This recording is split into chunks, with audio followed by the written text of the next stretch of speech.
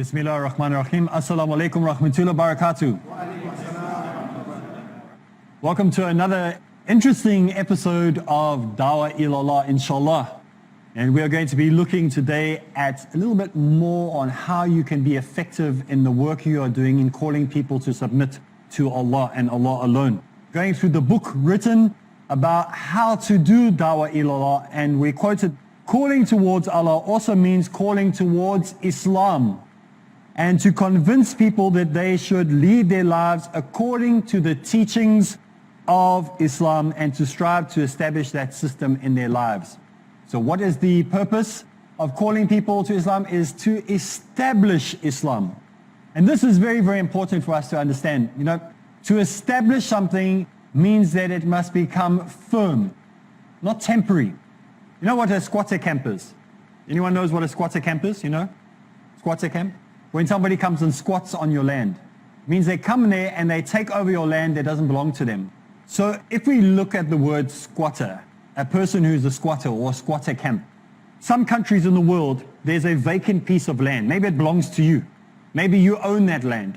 And what happens is some people come there and they start moving in onto that land. And they illegally put up shelters. You often see people near a river, they'll start building houses. It's not their land. They'll legally occupy that land and they'll build up shelters. And then the government will get angry with it. The government will say, we are not going to tolerate this anymore.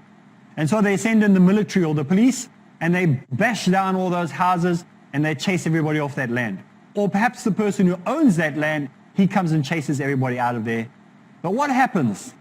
They put up security guards, and maybe they put up a big fence, and after a year, they don't have the security guards anymore because they think, well, no one's going to come back to the land. And what happens? People come back and they take over that land again. And the squatters come back and they take that land back again. And then they must do the whole thing again and kick everybody else, and it happens all over again. This is when you haven't established something properly. You haven't established that land properly. You haven't put proper security fences up. You haven't put surveillance cameras up. You haven't put guards on duty because you're doing a half job. So many times in our lives when we don't establish Islam, the old life just makes its way back in. So perhaps you're a revert to Islam and you came from Christianity, or you came from atheism, or you came from Buddhism, or you came from Satanism, whatever ism you came from. And you're a Muslim, but you don't establish Islam. You look back after a year or two and you start saying, but I'm doing more things that were like the old life that I came from than the life that I'm living now. And you find that you know that there are squatters that have moved into your life. And they've established the old way again. And you have to clean it all out. And then again, because you haven't established Islam correctly. So the command is given to us to establish Islam, which is hard work. It's very hard work. It's going to cost time. It's going to cost money. It's going to take a lot of effort. And it can be more failures than successes in your own life, as well as trying to help somebody else establish it. Now, we often forget how difficult it is for somebody who reverts. In this class here, we've got someone who reverted from Hinduism. And when he reverted from Hinduism, it's a very, very different religion to Islam. I reverted from Christianity. There's a young brother I spoke to yesterday. I can't see him now, but he was an atheist. And he reverted from atheism. So in this class, we've got Hindu and atheist who all came to Islam. And it is very, very difficult because there are still some of those pulls, even if you left Christianity 10 years ago, or atheism 5 years ago, or Hinduism a year ago, there's still the same difficulties, the same pulls that you have on your life from the previous life, from family, from community. When it's time for Diwali, when you know what is going to happen during that period of time, it's very, very difficult. The atheist who's, every time somebody mentions something, he goes, yeah, I doubt that, I doubt that, I doubt that. He lives with doubts his whole life. It's difficult for him to just accept stuff. The Christian who is thrown in his face Christmas trees and Easter and all this is difficult for him. So if we do not establish Islam in those reverts' lives, and we don't give them a place of safety in Islam, they're more than likely going to go back to those things. If not openly, they're going to do it in secret. So how do we establish Islam in their lives? We help them. What you should have is charts in your home. Most of us should have charts in our home. They tell us exactly what time the sun rises and what time the sun sets. when each prayer comes in and when each prayer ends. Am I right? You all got them. You should all have one. If you haven't got one, you got it on your computer or you got it on your cell phone, and it goes and it tells you exactly what to do. We need to establish the same thing for reverts, a revert program. And the way you establish a revert program is you get 30 days of the month and you allocate a weekend to each brother in your community. If there are how many weekends in a year? 52 weekends. You only need to find 52 brothers to call on them once in a year. So it's not a big burden for the whole community to do or one person to do. 52 people. You're all responsible once a week to call that brother to your home. So once a year, you have an opportunity to invite someone to your home. It's not a big burden. It's not a big task for you to do. It's easy. Am I right? Once you give him something, perhaps you're giving him a book, perhaps you're giving him a DVD, whatever, only once a year, if you divide it amongst 52 people. Therefore, it becomes easy. And this brother every week has been invited to a different person's home to have lunch, breakfast, or supper, or tea, at least once a week. That's 4 times a month. They will prevent him from having the withdrawal symptoms, prevent him from having problems. You are looking after him. You're making it easy for him to establish Islam in his life because he's having that meeting with people. What actually happens in real life when a person reverts to Islam? What happens? What happens? We all get excited, all right? Takbir, Allah Akbar, Alhamdulillah, clapping, giving the man hugs and kissing him. And he goes, yo, I thought these Muslims were normal, but I've never been kissed by so many men in my life. And this man goes, hey, this religion is awesome. Look how nice these people are to me. What happens to him a month later? Everyone goes, walks past him. It's very, very difficult for him. So we need to establish a relationship with this person. We need to include him into the community. And those countries where you may be a minority group, say you're in America and you come from Pakistan, you're a minority there. You might find that when you become a revert, that the community doesn't invite you in because it's Syrian, or maybe it's Caucasian, or maybe it's from India, and you feel that you're out. Then you must be even more effort on helping that person. So where you are in your country that you come from, in the community that you are to go to your mom, you're going to go to the leaders of your mosque or their local community, and you are going to establish a 52-week program where you are on how to look after reverts. It's only one day, or maybe even only 1 hour of a year that you have to do something for somebody else. It's easy for you to do. You can do it. So this is the idea on what we are talking about in establishing Islam in the lives of a person. This is real, down-to-earth, practical dawah. So we can all do this. Am I right? Can we all do this? We're not going to just let this go and say, okay, that's it. We can establish this, inshallah, into our communities. And we can make that revert, inshallah, become established amongst the Muslim Ummah. The first 3 or 4 years that I became a Muslim, not a Muslim came near me. Except for maybe the one guy who was looking after, got me excited about Islam. The rest of them didn't know how to read me. Like, is this guy a spy? Is he a Christian plant? What is the story? So sometimes you might be suspicious. But give the revert the benefit of the doubt in the beginning. If he breaks that, then you can get suspicious. But in the beginning, trust everything he says. If he proves otherwise, then you can add the doubt in. I'll give you an example. In my country, there was a young man, a very, very smart young man. He worked with NASA. That's how smart he is. He wasn't even in his 20s. So he's smart. He was an inventor. And he became a Muslim. And he learned the first 3 years of Arabic in a month. So imagine, this guy is smart. He had different people teaching him. And he was fluent in his Arabic. And we all, alhamdulillah, what an amazing guy. We lifted him up, everyone was teaching him, only to find out that he was actually a plant. He was a church plant. So the church had planted him in the Muslim community to find out and take information back to the Christian community. So it does happen. Don't get me wrong, it happens. But it doesn't happen all the time. It happens once in a blue moon. Does that mean now we are suspicious of everybody who reverts? Of course not. We give them the benefit of the doubt until they do something that makes us think otherwise. We actually found out because he created a website. He was a bit stupid. Created a website, and we found it all on the website where he's feeding this information back. Now he's training Christian missionaries on how to infiltrate the Muslim community and how to do dawah to the Muslims, or how to call them to Christianity. So we said, alhamdulillah, we don't mind. I mean, we're straightforward about it. We don't hide. We come out, here I am. I show everybody who I am. We don't hide in the corners and pretend and duck and dive. We expose ourselves exactly who we are. I am a Muslim, and I was a Christian. I'm not afraid of saying that. These guys hide. So it does happen, but we are just saying to you, don't treat a revert like, establish Islam. Do I want to do dawah to this man still? Of course I want to do dawah to him. More than ever. Because now that I know he was a plant, I want to do dawah to him even more. I want to say with all that knowledge, with the beauty of Islam on your tongue, and the Arabic on your tongue, you cannot taste it, you cannot feel it, you must be brain dead to not be able to have been affected by that, not to have felt that peace. Yet he goes back to Allah. He chooses this brain of a man to go back to Allah, one that has been established to be Allah. It's not like a rumor. It's not a story that we say to scare everybody from becoming Christians. It's established truth. Even the Christians by the thousands, by the millions are leaving every year Christianity for Islam.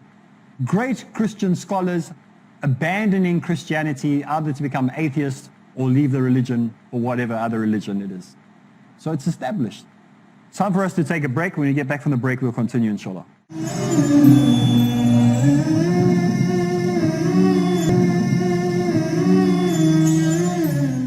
Bismillah ar-Rahman ar-Rahim. Assalamu alaikum rahmatullahi wa barakatuh. We're continuing with our talk, and as we go further into looking at dawah, we see that there are two logical, easygoing, just evolves by itself outcomes by doing dawah ilallah.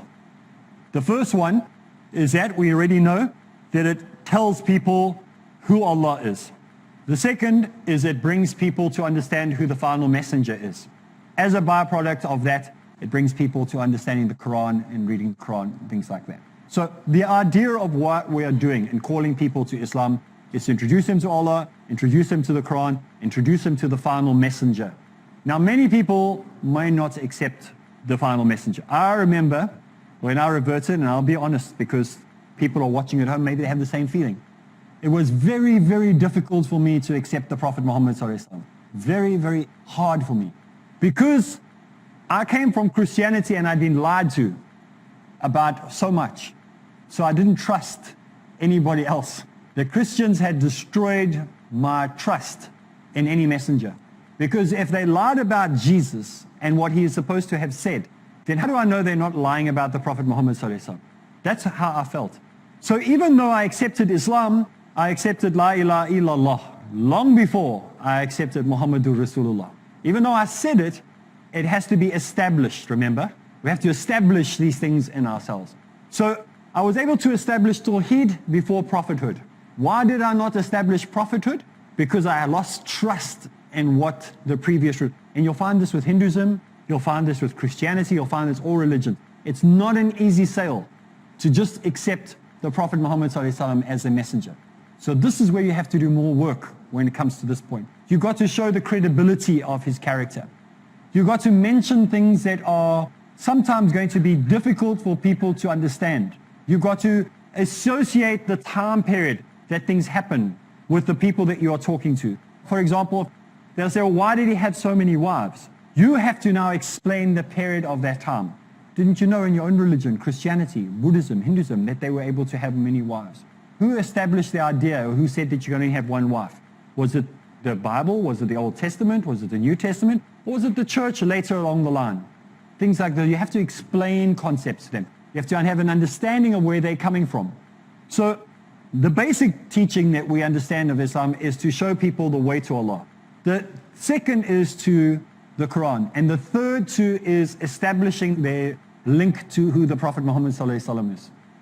To respect and love him, but not to worship him. But they have to have a healthy respect for what he has done. And this can be tricky. This can be very tricky in the work that we are doing. So let's move on to point R in the book.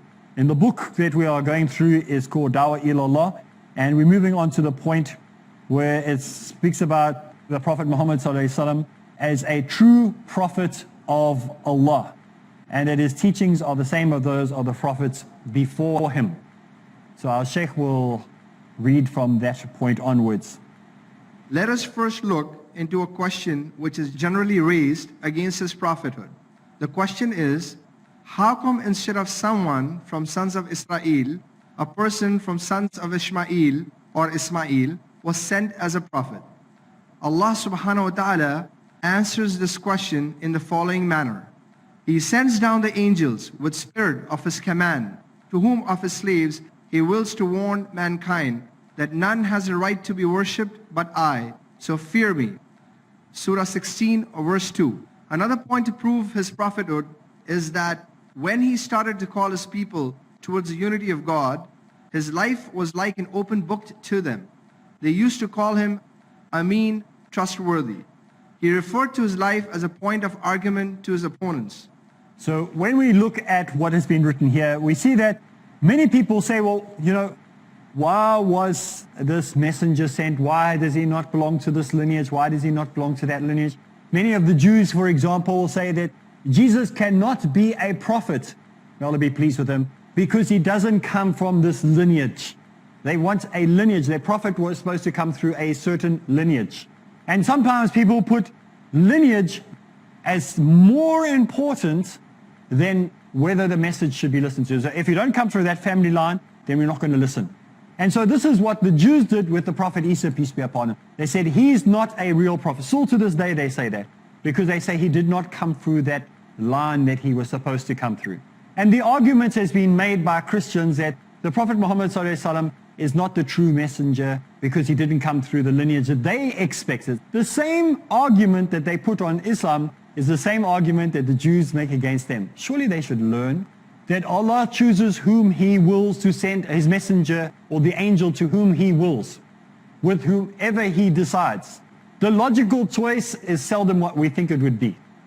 If we're thinking of who would be the ideal person to send a message to, we would never think of a tradesman trading animals as a messenger. This is who Allah chooses. Allah is the best of deciders. He decides best what is for humanity. He never makes mistakes. Allah can never make an error. This is what we do. You see, we look at what we think is the best, and we're often mistaken. I enjoy a lot of activities in life. I enjoy outside activities. I enjoy adventurous sports. And they say that people with my type of personality have they want to live on the edge to get the thrill of life. I don't need to do those things to get the thrill of life. I just like to see the boundaries that there are in life, to push, to see if you can go a little bit further. If there's a big wave to surf, I want to go for that because I want to enjoy what has been created by Allah for us. I don't question why He's created it. Some people will sit there and they'll calculate. You'll see some of the people in the surfing fraternity in the world. They'll stand there and they'll look at the wave and they go, oh, no, I can't go out because it's like pulling to the left or it's pulling to the right. Same with skydiving. Some people will sit there and go, oh, it's no good jumping out of an airplane today because, it's not going to be. That's not the point. The point is to enjoy it. This is what's been given to you. Some people, they want to calculate too much.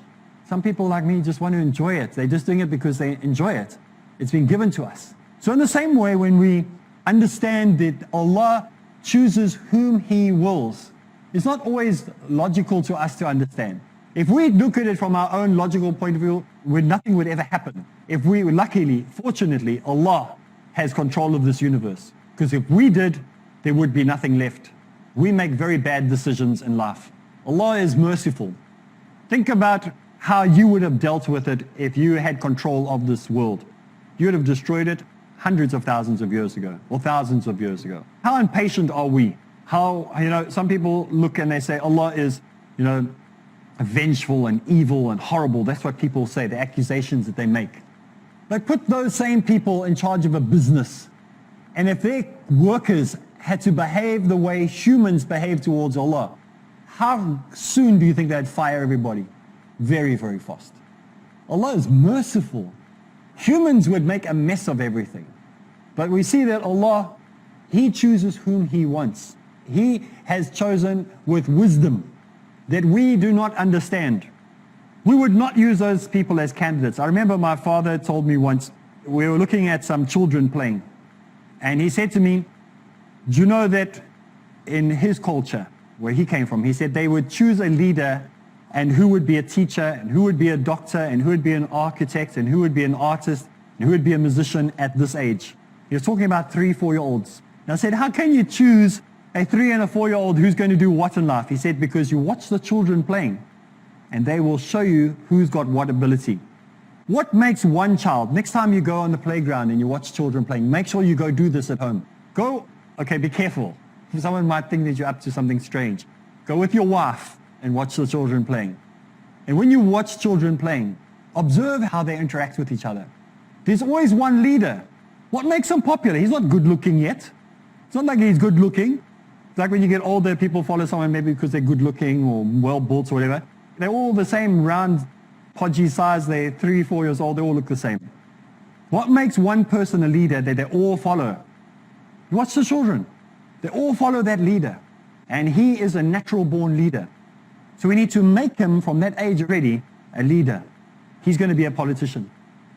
When another child, when somebody falls, he's there to help them. No one else is bothered. They was running off and doing their own thing.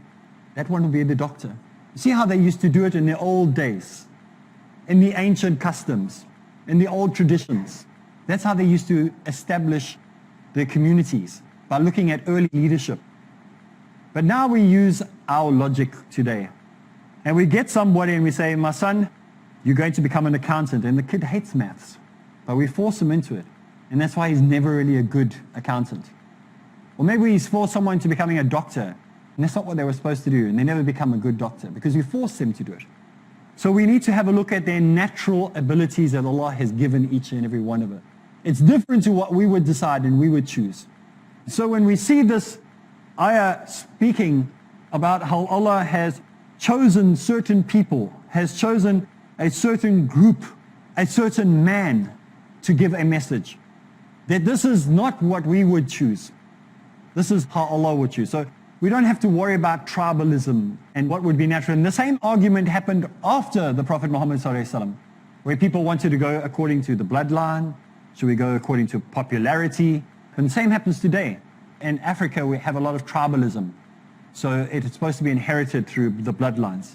But people are starting to realize that that's not good enough. Sometimes it needs to be the right person for the job. The person who's most trustworthy, not the bloodline that we choose. So this is what we see spoken about in this section that we're looking at now. Well, unfortunately, again, we've come to the end of another episode. So from me, Areeb Islam, Assalamu alaikum wa rahmatullahi wa barakatuh.